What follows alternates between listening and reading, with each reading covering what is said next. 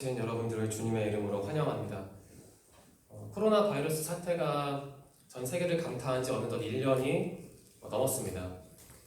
저는 코로나 사태 전에는 마스크는 감기에 들었을 때는 착용하거나 아니면 미세먼지가 심할 때 착용하는 위생용품 정도로만 강조했습니다. 여러분도 저와 비슷한 생각을 하셨을 것 같습니다. 그런데 코로나 사태를 겪으면서 이 조그마한 천조각 하나가 이렇게 삶의 필수적인 용품이 됐구나라는 사실을 온몸으로 체험하는 중입니다. 적지 않은 경우에 세상의 흐름은 우리의 예측을 크게 벗어나는 것 같습니다. 이러한 세상을 바라보면서 그리고 그러한 세상에서 부대끼며 살아가면서 우리 기독교인들의 마음은 복잡해질 수밖에 없습니다. 특히 기독교인들은 삶의 현상을 단순히 삶의 현상으로 바라보기보다는 하나님의 말씀에 비추어서 삶을 살아가야 하는 존재입니다.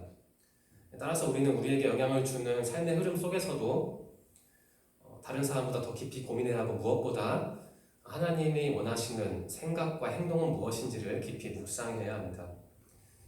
여러분이 잘 아시다시피 출애굽기에는 애굽에 내린 10가지 재앙이 기록되어 있습니다. 그 10가지 재앙 중에 9번째 재앙이 바로 흑암 재앙입니다. 애굽이 어떤 면에서 보면 애굽이 겪은 흑암 재앙이 현재 전 세계가 겪고 있는 코로나 사태와 비슷하다는 생각이 들기도 합니다. 물론 흑암 재앙과 코로나 사태를 직접적으로 비교하기에는 어려운 요소들이 참 많이 있습니다. 성경 말씀은 우리 기독교인의 삶의 핵심 기준이지만 그렇다고 해서 성경 말씀을 무분별하게 우리 삶에 적용할 수도 없고 또한 성경 말씀을 무조건적으로 삶의 현상과 비교할 수도 없습니다. 저는 그러한 태도를 주의하면서 애굽이 겪은 흑암을 오늘날 우리가 겪고 있는 코로나 사태와 제한적으로 비교하고자 합니다. 이를 통해서 우리 기독교인들이 하나님 앞에서 어떠한 신앙의 자세를 품어야 하는지를 여러분과 함께 고민하고자 합니다. 오늘 설교의 제목은 하나님이 택하신 공동체입니다. 그리고 설교의 성경 본문은 출애굽기 10장 21절에서 23절까지입니다. 본문이 길지 않으니까요. 우리 다 함께 읽어보겠습니다. 21절에서 23절까지입니다. 시작. 여호와께서 모세에게 이르시되 하늘을 향하여 내 손을 내밀어 애굽 땅 위에 흑암이 있게 하라. 곧 더듬을 만한 흑암이리라. 모세가 하늘을 향하여 손을 내밀매 캄캄한 흑암이 3일 동안 애굽 온 땅에 있어서 그동안은 사람들이 서로 볼 수 없으며 자기 처소에서 일어나는 자가 없으되 온 이스라엘 자손들이 거주하는 곳에는 빛이 있었더라.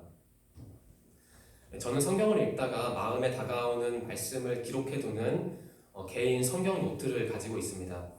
오늘 설교의 성경 말씀은 제가 2016년 7월 20일 날에 월요일이었는데요. 제 개인 성경 노트에 기록했던 말씀입니다. 이 동일한 말씀을 지난해 2월 24일에도 성경 노트에 기록한 것을 확인했습니다. 그때 저는 그 밑에 이러한 개인적인 묵상도 함께 적었습니다.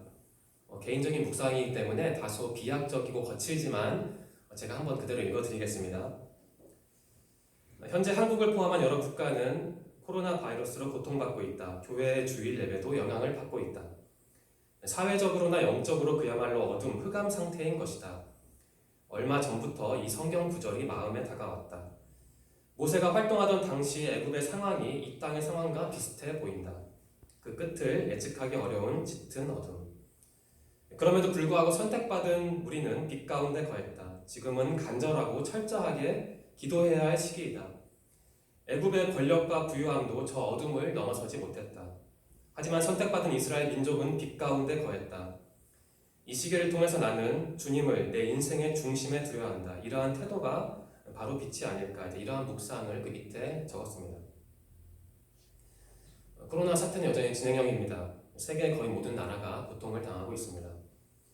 저는 설교를 준비하면서 모든 것을 주관하시는 하나님 앞에 선 기독교인들이, 특히 우리 청년들이 이 사태를 통해 어떤 생각을 해야 하고 또한 어떠한 마음을 품어야 하는지를 고민해 봤습니다.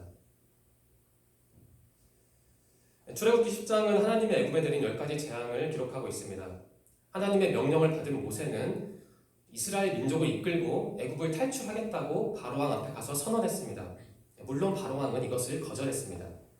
그래서 하나님은 애굽 땅을 짙은 어둠 속으로 몰아넣었습니다.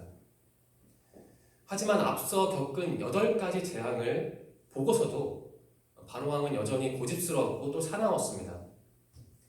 이스라엘 민족과 함께 애굽을 떠나겠다는 모세의 요구를 바로 왕은 도저히 수용할 수가 없었던 것입니다.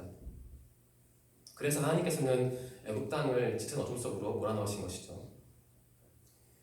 이 흑암장을 기록한 출애굽기 말씀은 우리에게 매우 귀중한 신앙적 교훈을 전달해주고 있습니다. 하나씩 살펴보겠습니다. 첫 번째 교훈은 애굽을 어둠으로 덮은 분은 바로 하나님이라는 사실입니다. 앞서 읽은 21절과 21절 말씀인데요. 제가 다시 한번 읽겠습니다. 그 의미를 한번 깊이 생각해 보십시오. 여호와께서 모세에게 이르시되 하늘을 향하여 내 손을 내밀어 애굽 땅 위에 흑암이 있게 하라. 곧 더듬을 만한 흑암이니라. 모세가 하늘을 향하여 손을 내밀매 캄캄한 흑암이 3일 동안 애굽 온 땅에 있어서, 애굽 그러니까 오늘날로 치면 이집트죠. 우리는 이집트 하면은 유명한 관광지가 많은 국가 정도로 단순하게 생각을 하는 것 같습니다. 그런데 모세 당시의 애굽, 그러니까 이집트는 군사적으로 보나 문화적으로 보나 경제적으로 보나 매우 강력한 국가였습니다. 오늘날로 환산하면 미국까지는 아니더라도 유럽에 있는 선진국에 비견될 만한 굉장히 강력한 국가였습니다. 그런데 그러한 애굽도 이집트도 하나님이 만드신 흑암으로부터 자력으로 벗어날 수는 없었습니다. 어떤 신학자는 이 흑암에 대해서 다음과 같이 설명합니다. 다소 길지만 오늘 설교의 성경 말씀을 매우 평이하고 쉽게 설명하는 좋은 설명이라는 생각이 듭니다. 그래서 여러분들에게 한번 소개해드리고자 합니다. 그 신학자는 이렇게 말을 합니다. 9번째, 그러니까 흑암 재앙이죠. 9번째 기적에 관한 기사가 말하는 요점이나 그것이 차지하는 위치를 바로 이해하기를 원한다면 하나님이 가져다 주신 흑암을 전적으로 초자연적인 역사로 받아들여야만 한다. 이것은 상징적인 현상이 아니며 또한 여기서 일어난 현상을 일식으로 묘사할 만한 근거도 없다. 이 어두움은 설명할 수도 없고 애굽 사람들이나 이스라엘 백성이 이전에 그들이 알았던 것과는 비교할 수 없을 만한 것이었다. 그 어둠은 너무나도 짙어서 손으로 더듬어야만 했으며 임박한 재앙으로 말미암아 섬찟한 분위기를 풍기고 있다. 이렇게 말하고 있습니다. 이 말을 요약하면 애굽에 내린 흑암은 그 누구도 전에 경험해보지 못한 초자연적인 현상이었고 또 무시무시한 현상이었습니다. 그것은 한마디로 하나님이 내린 재앙이었습니다. 결코 문화적인 장치나 상징적인 현상이 아니었습니다. 인간은 사실 어둠 앞에서는 너무나 무력한 존재입니다. 인간은 대부분의 정보를 시각기관, 그러니까 눈을 통해서 얻는다고 합니다. 그런데 눈은 빛이 있어야만 제 기능을 발휘합니다. 빛이 없다면 눈은 우리 삶에 필요한 정보를 당연히 습득하지 못할 것이고 우리의 몸과 마음도 크게 위축될 수밖에 없습니다. 어떤 면에서 보면 애굽에 내린 흑암은 우리 현대인들에게는 크게 다가오지 않는 현상일 수도 있습니다. 왜냐하면 우리는 언제 어디서든 원하는 만큼 인공 조명을 마음껏 사용할 수 있기 때문입니다. 하지만 모세가 약 3,500년 전에 살았던 사람이라는 사실을 고려하면 당시 애굽을 덮은 흑암 재앙은 결코 만만한 게 아니었습니다. 그 어두움은 수많은 사람들의 운명과 그리고 한 국가의 운명을 좌우할 만큼 굉장히 심각한 상황이었습니다. 어둠 앞에서 흔들리고 무너지는 애굽의 모습을 제 머릿속으로 상상하면서 묵상하면서 저는 오늘날 몇몇 강대국이 코로나 바이러스 탓에 무너지는 모습이 떠올랐습니다. 이와 더불어서 우리 한국 사회의 비신앙적인 혹은 반신앙적인 면들이 떠올랐습니다. 애굽이 누리던 향락과 그 씁쓸한 결말이 우리 사회가 지금 노출하고 있는 그동안 밝혀지지 않았던 비신앙적인 혹은 반신앙적인 면들과 겹쳐 보였습니다. 하지만 어떤 오해가 없었으면 좋겠습니다. 제가 이 자리를 통해서 코로나 바이러스는 하나님이 내리신 재앙이다라는 주장을 하려는 것은 아닙니다. 저는 그러한 주장을 100% 옹호하거나 혹은 그러한 주장을 100% 반대하기 위해서 오늘 설교를 하는 것은 사실 아닙니다. 저는 코로나 바이러스를 하나님의 징계로 보는 입장도 일리가 있다고 생각합니다. 또한 그러한 입장을 반대하는 분들의 생각에도 어느 정도 부분적으로 동의합니다. 제가 오늘 설교를 통해서 여러분들과 정말 함께 나누고자 하는 바가 있습니다. 그것은 저는 우리 기독교인들이 코로나 사태를 신앙적으로 묵상함으로써 하나님 앞에서 어떻게 생각해야 하고 어떻게 행동해야 하는지를 각자 깊이 고민해야 한다고 생각합니다.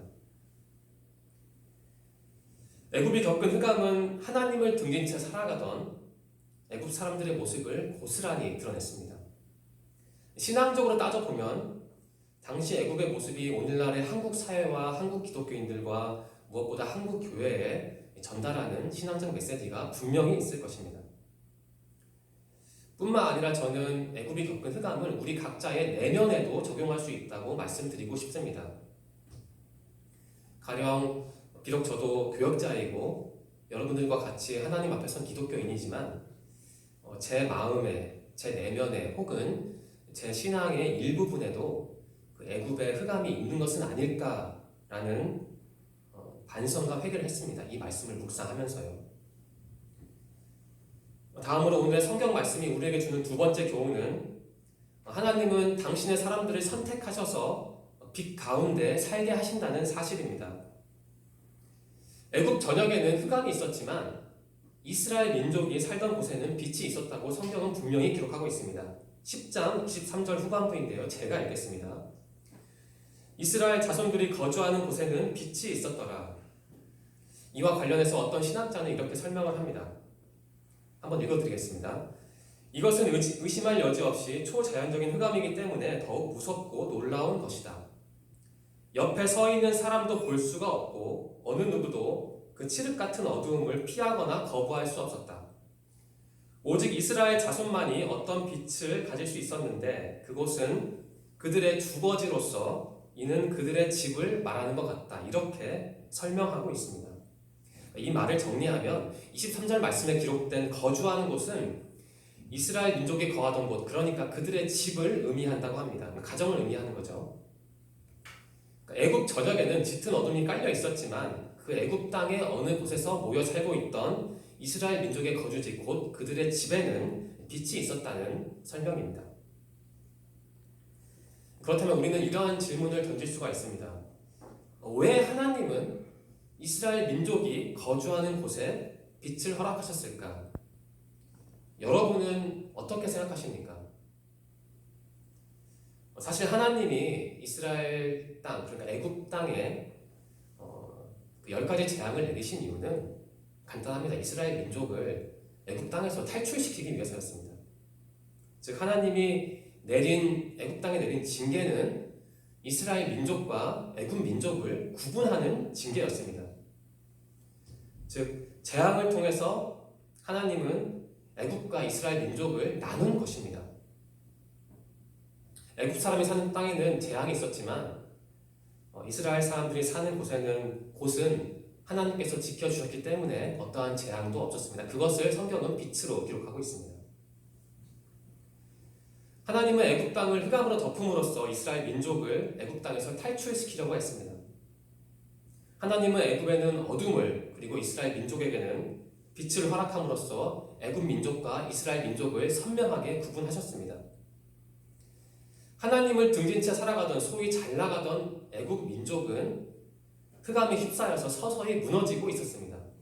하지만 애굽 사람들이 부려먹던, 무시하던, 소위 별 볼 일 없던 이스라엘 민족은 환한 빛 가운데 거하면서 안심하고 살았습니다. 아마 이스라엘 민족은 각자의 가정에서 모임에서 기도하고 찬양하며 하나님께 예배를 드리지 않았을까라는 생각을 저는 해보았습니다. 애굽 민족과 달리 이스라엘 민족은 빛의 공동체, 달리 말하면 신앙 공동체였습니다. 우리 소망교회 청년부도 이스라엘 민족과 같은 빛의 공동체, 즉 신앙 공동체입니다. 현재 우리가 살아가는 세계는 문화적으로, 경제적으로, 정치적으로, 물리적으로 혼란 탓에 서서히 어둠 속에 잠기고 있습니다. 아마 그것을 상징적으로 보여주는 게 이 코로나 사태라고 봐도 크게 틀리지는 않을 것 같습니다. 하지만 이러한 어둠 속에서도 하나님은 당신의 사람들을 선택하시고 그들을 묶어서 공동체로 만드시며 그 공동체가 번영하도록 인도하여 주십니다. 저는 하나님께서 우리 소망교회 청년부를 이러한 믿음의 공동체로 선택하셨다고 믿습니다. 또한 하나님은 우리 믿음의 공동체가, 소망 공동체가 성장하기를 원하신다고 믿습니다. 세상이 아무리 혼탁하고 암울해도 하나님은 당신께 기도하고 당신을 찬양하고 또한 당신을 예배하는 여러분들과 같은 사람들을 선택하시고 또한 축복하십니다. 오늘 설교의 성경 본문이 우리에게 주는 세 번째 교훈은 모세의 모습에서 찾아볼 수 있습니다. 앞서 읽은 21절 말씀과 22절 말씀인데요. 그 의미를 다시 한번 머릿속에 떠올리면서 읽어보겠습니다. 함께 읽겠습니다. 21절과 22절 말씀입니다. 시작. 여호와께서 모세에게 이르시되 하늘을 향하여 내 손을 내밀어 애굽 땅 위에 흑암이 있게 하라. 곧 더듬을 만한 흑암이리라. 모세가 하늘을 향하여 손을 내밀매 캄캄한 흑암이 3일 동안 애굽 온 땅에 있어서. 누군가 만일 저에게 한 가지 질문을 한다면은, 그러니까 전도사님은 구약 성경에서 가장 위대한 인물이 누구라고 생각하십니까? 라는 질문을 저에게 주신다면 저는 별로 망설이지 않고 이렇게 대답할 것 같습니다. 구약 성경에서 가장 위대한 인물은 아브라함과 모세입니다. 이런 대답을 드릴 것 같습니다. 그런데 그 분이, 저에게 질문을 준 분이 그렇다면 아브라함과 모세 중에 더 위대한 사람은 누구입니까? 라고 저에게 묻는다면 저는 역시 주저하지 않고 모세가 아브라함보다는 좀 더 위대한 인물이라고 저는 생각합니다 라고 답변을 할 것 같습니다. 제가 모세가 아브라함보다 더 위대한 인물이라고 믿는 이유는 모세의 삶이, 그러니까 제 묵상의 결과에 따르면 모세의 삶이 아브라함의 삶보다 더 고단하고 힘들었다고 생각하기 때문입니다. 또 다른 이유는 모세가 아브라함보다는 하나님께 더 많이 순종하는 모습을 보여주었기 때문이라고 생각하기 때문입니다. 물론 모세가 자신의 삶 속에서 단 한 번의 예외도 없이 하나님께 순종했다는 말씀을 드리는 것은 아닙니다. 모세도 여러분이 잘 아시다시피 하나님의 부름을 받았을 때, 그러니까 이스라엘 민족을 이끌고 이스라엘 민족을 출애굽시키는 역할을 네가 해야 한다고 말씀하셨을 때 모세는 부담감 때문에 이리저리 핑계대는 모습을 보이기도 했습니다. 하지만 모세는 결정적인 순간에는 정말 초인적인 엄청난 인내심과 책임감을 가지고 하나님의 말씀에 순종하는 모습을 많이 보였습니다. 앞서 함께 읽은 21절 말씀과 22절 말씀을 우리가 유의 깊게 읽어야 합니다. 하나님이 모세에게 명령하셨을 때, 그러니까 모세야 네 손을 내밀어서 애굽 온 땅이 어둠에 잠기게 하라라고 하나님께서 모세에게 명령하셨을 때 모세는 어떠한 망설임도 없이 즉각적으로 그 말씀에 순종했습니다. 우리가 지난주 설교를 통해서도 함께 살펴보았는데요. 모세는 약 40년 동안 광야에서 정말 지독스러운 신앙 훈련을 받은 사람입니다. 저는 모세가 그때 광야에서 받은 신앙 훈련의 결과물 중 하나가 오늘 그 22절 말씀에 기록된 하나님께 즉각적으로 순종하는 모세의 모습이 아닐까 합니다. 모세의 즉각적인 순종은 그가 하나님을 절대적으로 신뢰했다는 사실을 고스란히 증명하고 있습니다. 저는 지난주 설교 중에 성도님들에게 한 가지 질문을 드렸습니다. 성도님들이 통과하고 있는 광야는 무엇입니까? 라는 질문을 드렸습니다. 오늘 설교의 성경 말씀에 기록된 모세의 모습에 비추어 생각하면 우리가 통과하고 있는 광야는 우리로 하여금 모세처럼 하나님의 말씀에 즉각적으로 순종하게 하는 소중한 신앙적 기회가 아닐까라는 생각이 듭니다. 이제 설교를 마무리하려 합니다. 오늘 우리는 출애굽기 10장 21절부터 23절 말씀을 통해 빛과 어둠이라는 선명한 대비를 보았습니다. 그것은 하나님이 선택한 공동체와 이스라엘 민족이죠. 그리고 하나님을 거부한 공동체, 즉 애굽 민족을 가르는 장벽이었습니다. 또한 오늘 우리는 하나님의 말씀에 즉각적으로 순종하는 모세의 모습을 보았습니다. 모세가 겪은 40년간의 광야 체험은 흑암 재앙이라는 혼란 속에서, 혼돈 속에서 이스라엘 민족을 빛으로 인도하는 훌륭한 도구로 작용했습니다. 하나님은 이스라엘 민족처럼 우리 소망교회 청년부를 빛 안으로 초대하셨습니다. 우리는 빛의 공동체, 즉 신앙 공동체입니다. 인생이 아무리 힘들어도 세상이 너무나 암울해도 우리는 하나님이 함께 하시는 신앙 공동체입니다. 우리가 통과하는 우리만의 광야는 우리로 하여금 모세처럼 하나님이 선택한 사람이 되게 하는 소중한 기회로 작용할 것입니다. 코로나 사태라는 이 혼란스럽고 어두운 시기를 통과하는 우리 청년들이 출애굽기의 말씀을 종종 깊이 묵상하심으로써 하나님이 주신 빛을 마음껏 누리시기를 저는 소망합니다. 또한 우리 청년들이 모세처럼 자신만의 광야 체험을 바탕으로 어려운 사람들을 하나님의 빛으로 인도하는 지도자의 역할을 하시기를 저는 간절히 소망합니다. 기도하겠습니다. 하나님 감사합니다. 주님을 섬기고 경외하며 예배하는 삶이 무엇보다 소중한 삶이라는 것을 늘 깨닫도록 도와주셔서 감사합니다. 하나님, 주님의 말씀은 과거에 기록된 것이지만 현재의 우리와 미래의 우리를 위한 소중한 교훈이 담겨있는 말씀이라는 것을 이 시간 고백합니다. 오늘 우리는 애굽에 내린 흑암 재앙을 통해 하나님의 주권을 좀 더 깊이 알게 되었습니다. 또한 하나님의 자녀인 우리는 어둠 속에서도 빛을 누릴 수 있는 귀한 존재라는 사실도 다시 한번 깊이 깨닫게 되었습니다. 우리 소망교회 청년들이 출애굽기에 기록된 주님의 권능과 거룩함을 자신들의 삶 속에서 늘 묵상하도록 인도하여 주시옵소서. 코로나 사태로 여러모로 힘들고 불확실한 상황이지만 오히려 이러한 어둠의 상황 속에서 주님의 빛을 더 선명하게 볼 수 있는 기회와 지혜도 허락하여 주시옵소서. 이번 한 주도 소망교회 청년들의 몸과 마음과 영혼을 지켜 주시옵소서. 하나님 특별히 기도드립니다. 내일 군입대를 하는 우리 박성찬 형제를 주님께서 특별히 지켜 주시옵소서. 오늘 가족과 함께 먼 곳으로 이동하는 과정 가운데 함께 하여 주시고 또한 훈련소 생활 가운데 그를 건강하고 안전하게 보호하여 주시며 또한 군생활 가운데 믿음의 동기들도 만나게 하여 주시옵소서. 모든 과정 가운데 성찬 형제의 몸과 마음과